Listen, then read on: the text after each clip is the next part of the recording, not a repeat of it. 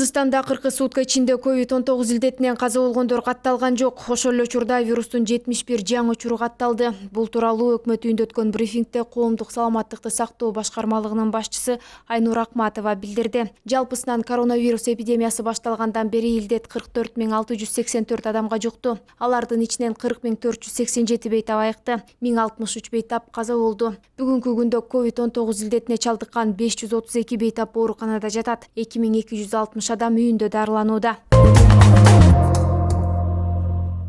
Саясий партиялардын шайлоо тизмесиндеги орду Борбордук шайлоо комиссиясынын түн жарымда өткөн жыйынында чучугулак кармоо аркылуу аныкталды. Чучугулакты шайлоого бараткан 16 саясий партиянын ар бирин ыйгарым укуктуу өкүлү кармады. Саясий партиялардын номурлары иреттик бюллетенде 1-чи биримдик, 2-чи мекенчил, 3-чү Иман Нуру, 4-чү Мекеним Кыргызстан, 5-чи Реформа, 6-чы Ата Мекен, 7-чи Замандаш, 8-чи Бүтүн Кыргызстан, 9-чу Социал-демократтар, 10-чу Мекен ынтымагы, 11-чи Афганистан согушунун ардагерлери, 12-чи Ордо, 13-чү Бирбол, 14-чү Республика, 15-чи Кыргызстан, 16-чы Чоң Казат партиясы болду. БШКнын маалыматына караганда бюллетенде 16 партиянын тизмесинен тышкары баарына каршы графасы да болот.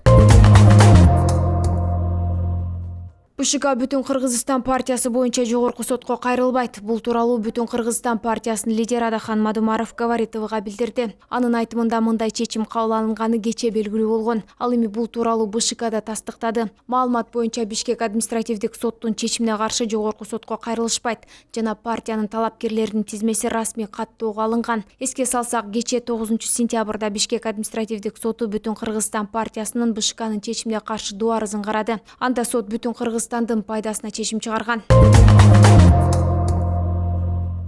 Бишкек шаарында 4 автоунаага чыккан жол кырсыгы катталды. Бул тууралуу милициянын кайгуул кызматынан билдиришти. Маалыматка ылайык, кырсык 9-сентябрь күнү саат 18:00 Киев жана Калга Киев көчөлөрүнүн кесилишинде болгон. Кагышкан унаалардын арасында инкассатордун машинасы дагы бар. Окуянын видеосу Короче Telegram каналына жарыяланды. Газель маркасындагы инкассатордук унаа Калга Киев көчөсүндө жеткенде Honda Fit менен кагылышкан. Окуяда Газель каптал жагына оодарылып кетип, жол четинде токтоп турган Mercedes-Benz жана Toyota Ipsum унааларына тийген. Кырсыктан инкассатордук унаанын айдоочусу жабыркаган. Унаалар айып короого токтотулуп, териштирүү иштери жүрүүдө.